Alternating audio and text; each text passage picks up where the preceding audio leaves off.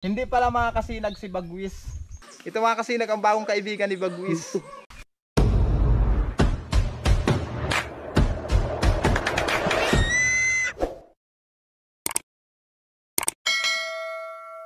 Yo, what's up mga kasinag? Isang magandang hapon po. Ngayon pala mga kasinag, may good news sa atin tungkol kay Bagwis. Kaya masayang masaya ako ngayon.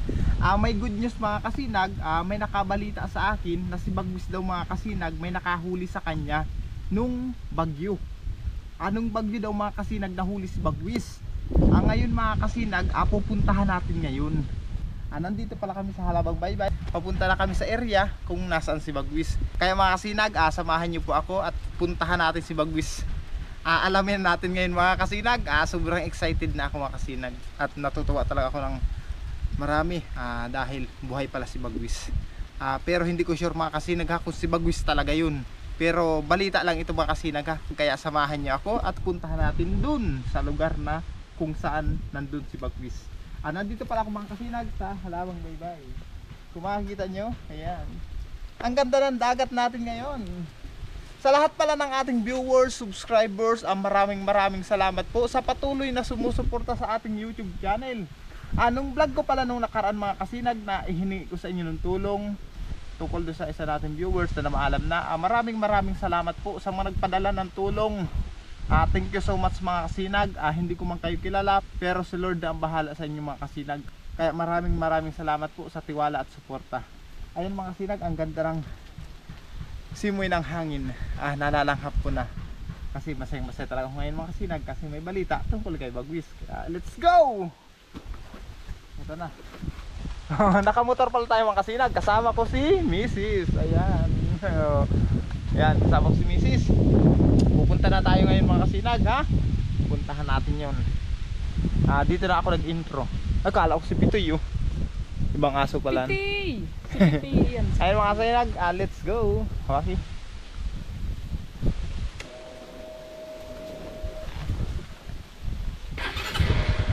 Usyan mo si Duki. Let's go. Ayan. Si Duki. Ganda ng baybayon. Kaso nalubog ang ating gulong. Lumulubog ang gulong ng ating motor. Ganda. Woo! Sarap ng simoy ng hangin.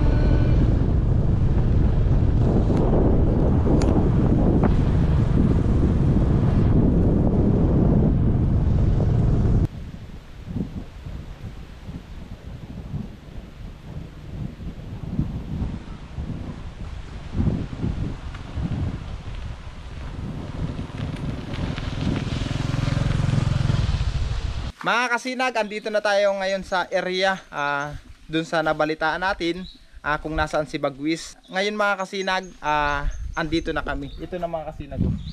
Ayan. Nakita nyo? Ito na mga kasinag. Hindi pala mga kasinag si Bagwis. Iba palan. Ito, nasa kulungan. Iba siya mga kasinag kasi maliit.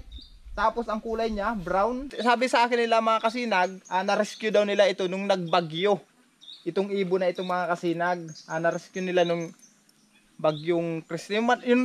Yung nakalipas sa bagyo mga kasinag na dumaan, nakita daw nila mga kasinag ito, na-rescue nila itong ibon na ito. Ang ganda niya Ayun mga kasinag ang ganda dito lang nila nilagay sa kulungan na ito. Kasi nga mga kasinag, kaya nila nahuli yan, gawa ng may diferensya daw yung paa. May diferensya daw yung isang paa mga kasinag. Dito na nila nilagay. At dito lang nila binabahog-bahog. Dito lang nila papakain. Kagaya nga yan mga kasinag may manok pa Ayan, may mga buto ng manok. Ang ganda Nakakamiss mga kasinag si Bagwis. Lalo ko siyang namiss. Ang gandang ibon.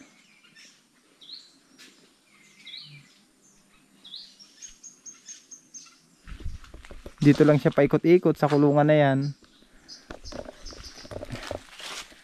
Tapos may good news ngayon mga kasinag.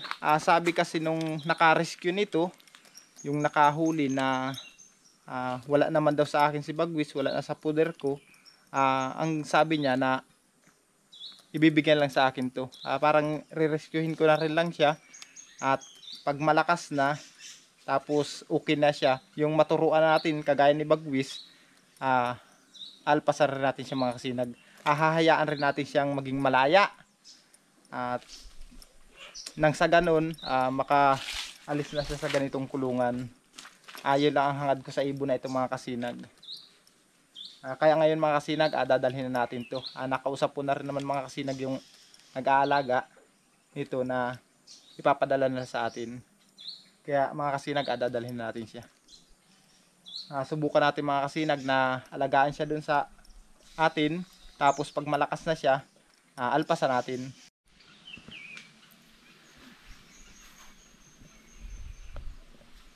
Mga kasinag, ito na siya oh. Ito na. Ano siya? Pudpud na yung mga buntot, pakpak. Ito na siya. Dalhin natin siya sa bahay. Bagong kaibigan ni Bagwis. Ito mga kasinag, ang bagong kaibigan ni Bagwis.